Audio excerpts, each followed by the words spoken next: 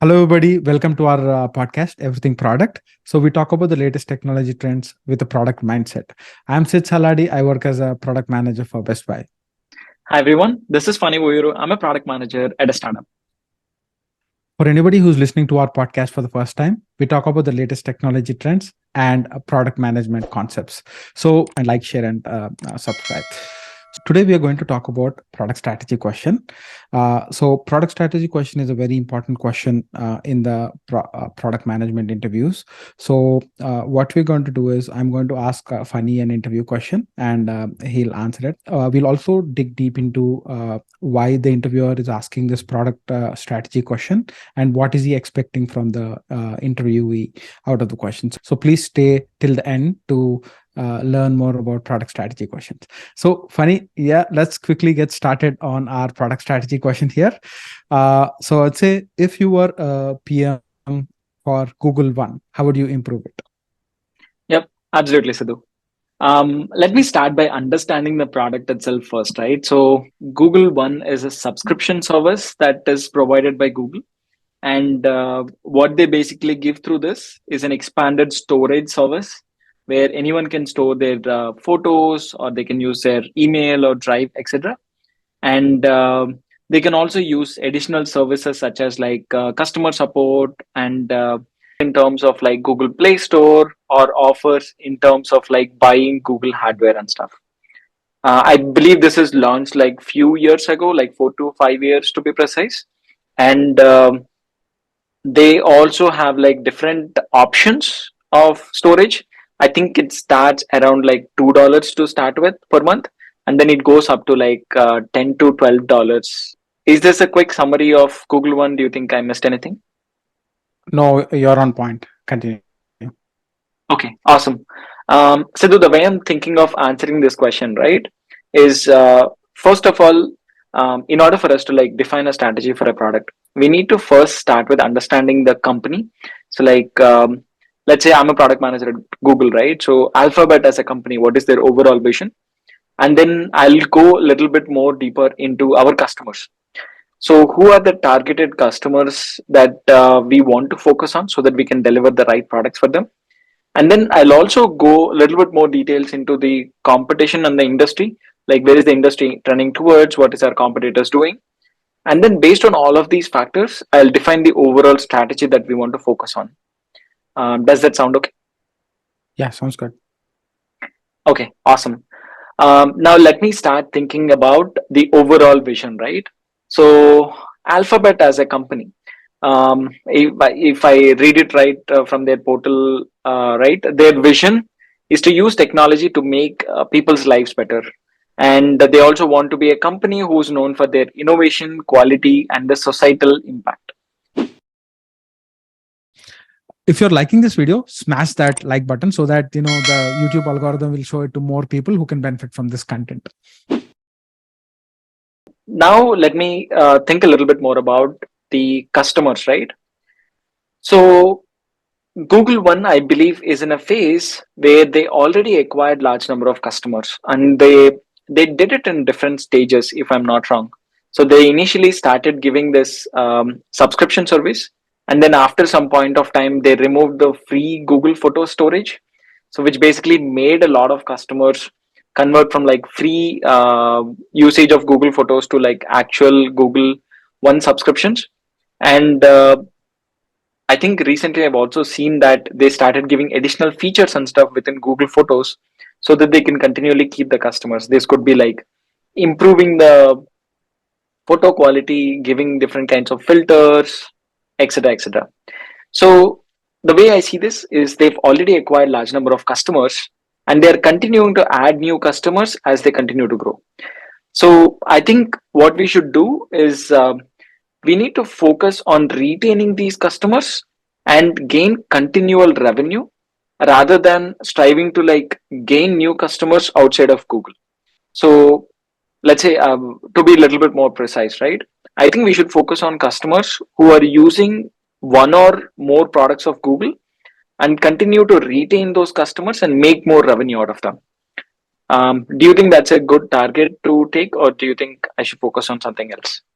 No, that's a good target, but I would want to understand. So to just to be specific, right? You're saying that you're basically looking at customers who are using other products inside the Google ecosystem, but not our subscribers of Google. And is it true?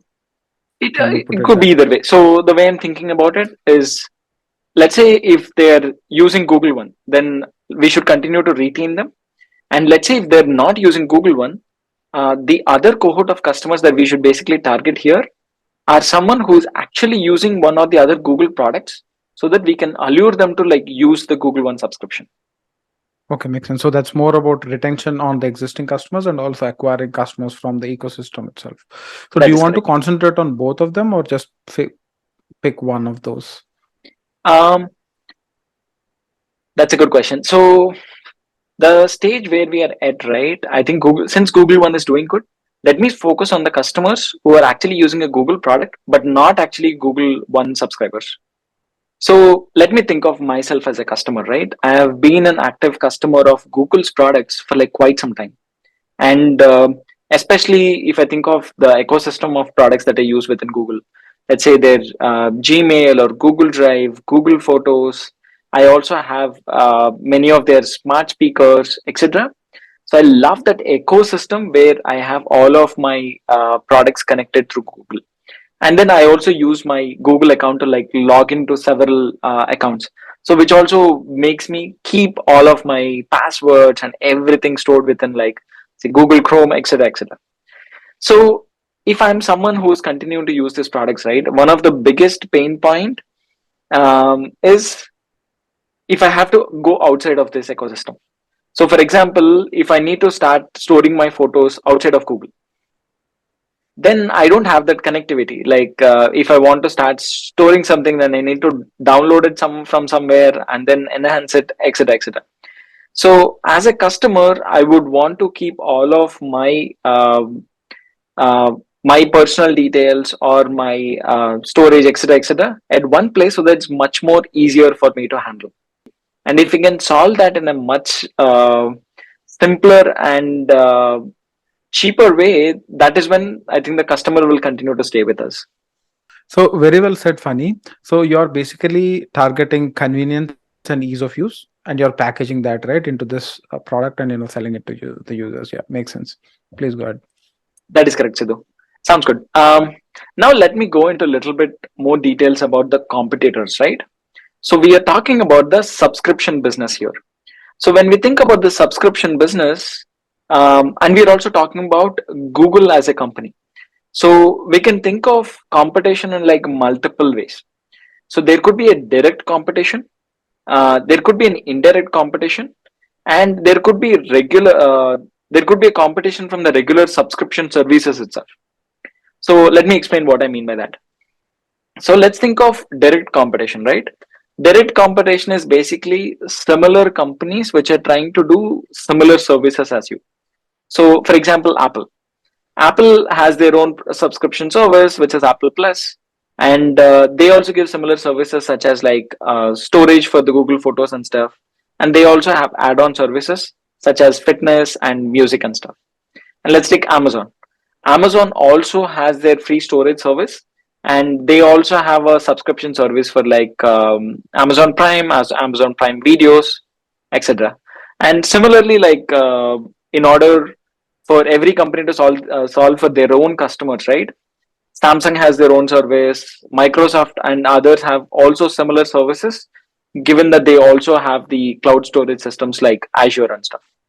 So this is all the direct competition from the companies that you directly compete with. Let's go to the indirect competition. This is a very old way of thinking about it, but basically, indirect competition is any company that provides a storage service. This could be like physical hard disks that you're thinking about, or it could be companies like Dropbox, which is basically giving you a storage service in order to keep your photos.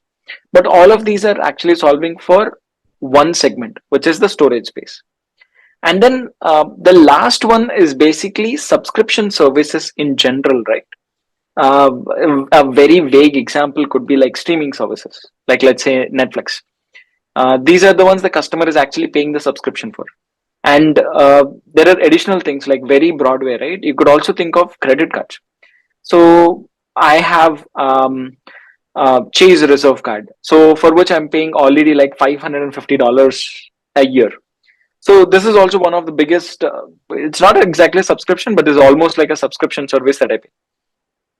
So from a customer mindset, there are like several different things that come into place when we are actually talking about subscription. And all of these customers are actually solving one or the other way. If you're liking this video, please subscribe to the channel so that it like encourage us to do more research and create videos like this. Let me briefly touch on what the industry is going towards as well, and then I'll go into details about how would I strategize this product. Cool. If I think about how industry is trending towards, right? Let's take like the recent trend in general. So many companies are moving towards like gathering a lot of customers' data to develop and enhance their AI models. And what I see is Google as a company has done this for like quite some time. Like they've gathered crazy amount of data from the companies, and they've continually improved the products, and that's the reason like Google is actually moving away from like gathering the data and selling the data of the customers. Rather, they're moving towards a continual revenue of subscription fees.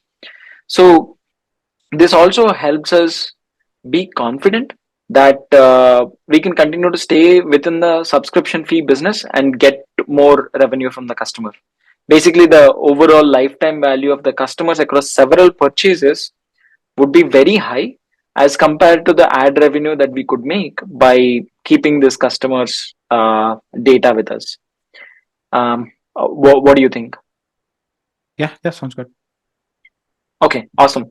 Now let me think about how I would want to approach the overall strategy, right?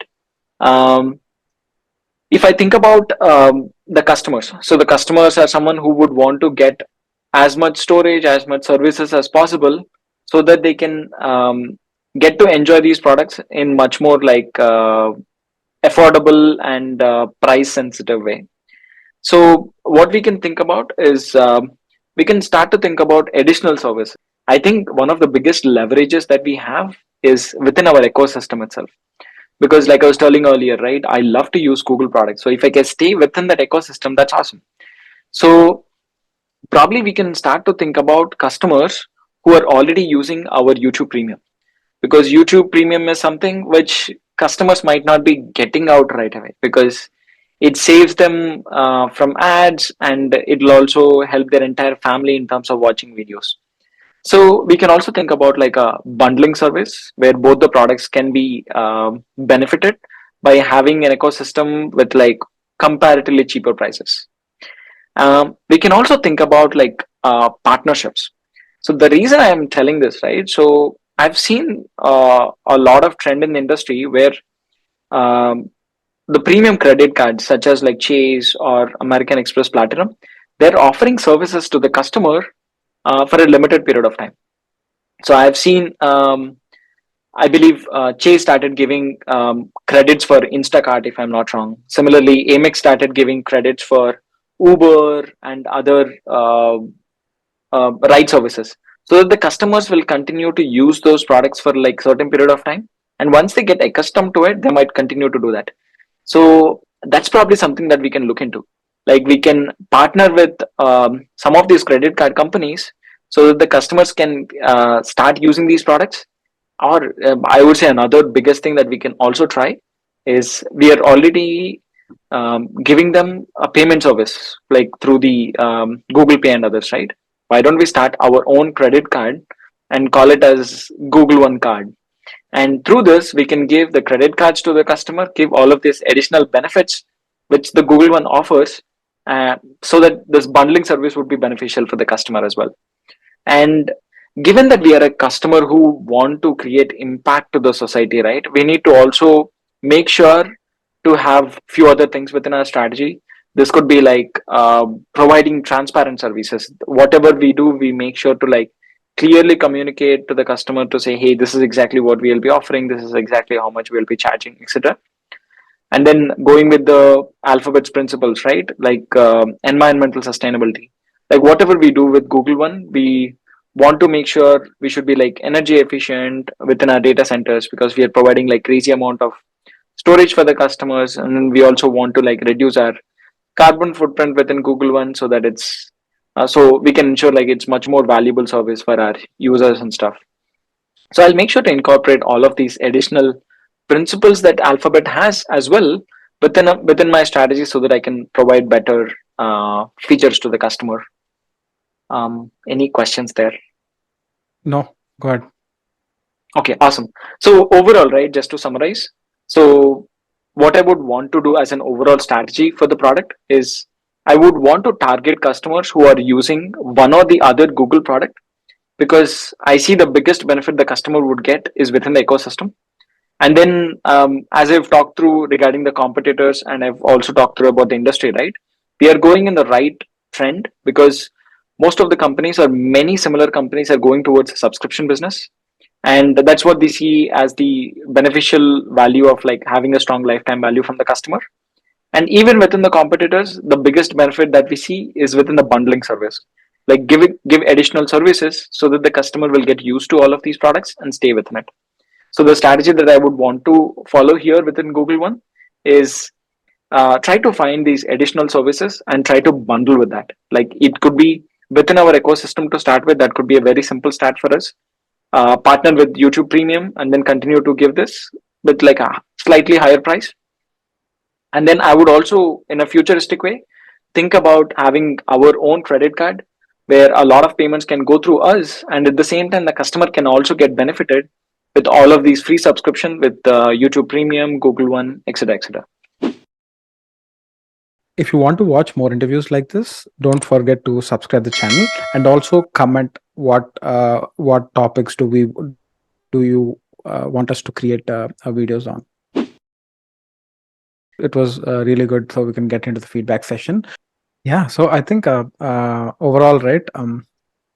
Great job. So I like your format, right, where you are actually making sure what the product is. Then you're getting into the details of the overall company's vision and the product's goal, and then you come into saying, okay, these are the customers, and then break down like what the competition is, and then get into strategy solutions, and then you figure out, okay, this is what we're going to do. So I like the overall structure and the way you went through all of these things.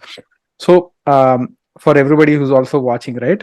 While you are answering the customer's question, I asked you to be, expand on that and also be specific on which one do you want to pick, right?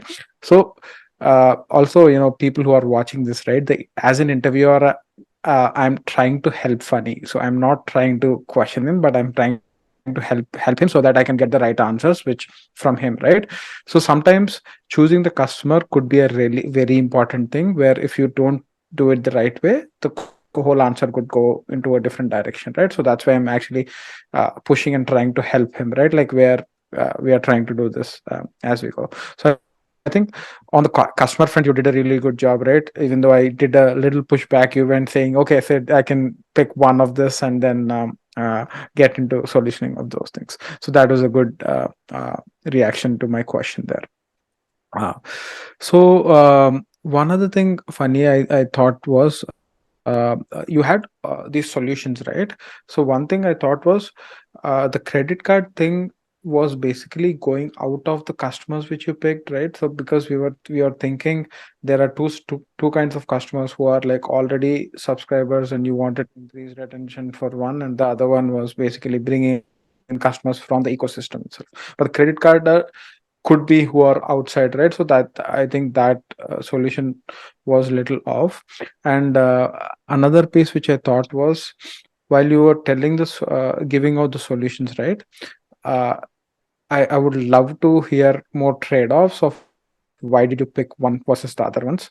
You made basically you had that in your mind. So if you would have thought it out and walked me through like why did you come to that conclusion, I thought it would have been better justified to why did you pick that, and also for me too it would be easy to understand like what your thought process behind selecting that was. So prioritization is very important in product management. So I thought that was one other piece.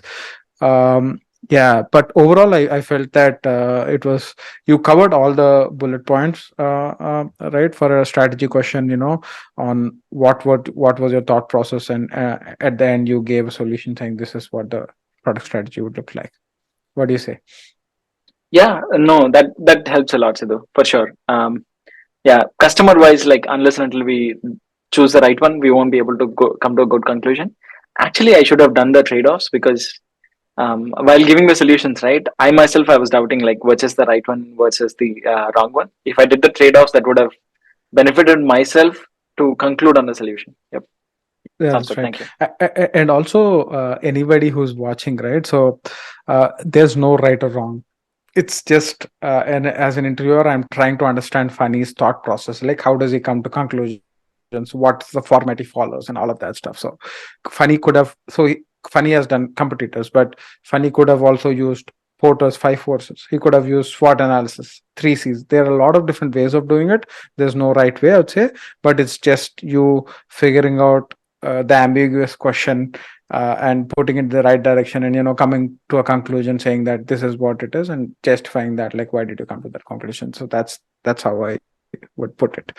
Okay, so do you should we like just go through the format of it, Funny, just for the benefit of people, Yeah, the yeah. I users? mean, let's probably answer this also, right? Mm. Why an interviewer asks this question, and what does he want to understand from the Yeah, interviewee? if you want to watch more interviews like this, don't forget to subscribe the channel. If you know anybody who is actually preparing for a product manager interview, please forward this video to them. That's a very one. Do you want to go first? Yeah, yeah. So as a product manager, we should be able to envision what we want to do like few years down the line. So that's a really important skill a product manager need to have. And that's why the interviewer asks that question to a product manager to see, can this guy think beyond what is there in front of us and think holistically few years down the line.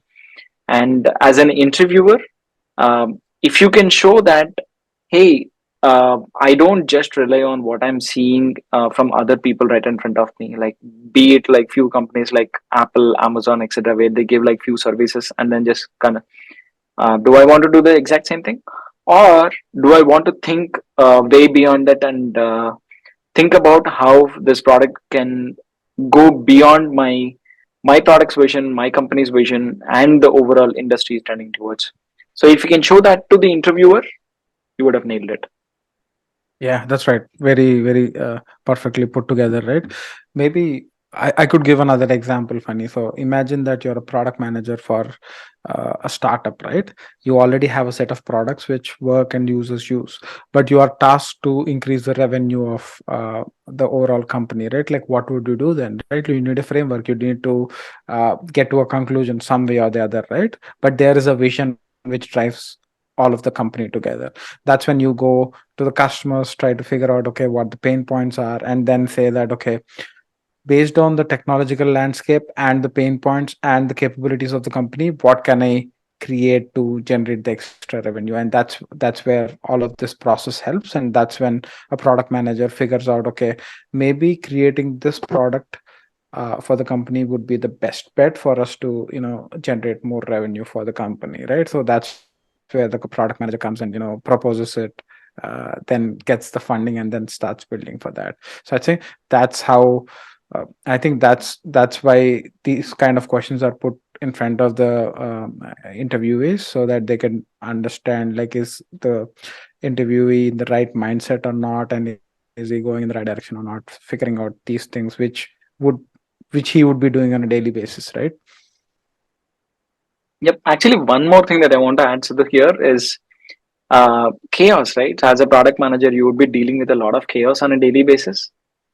You should be able to clear out that chaos and stick to a strong strategy, because if you just go with whatever is going on a daily basis, product wouldn't go anywhere. Product might have minimal improvements over a period of time, but it would not be a moonshot idea that would be giving a lot more revenue to the company.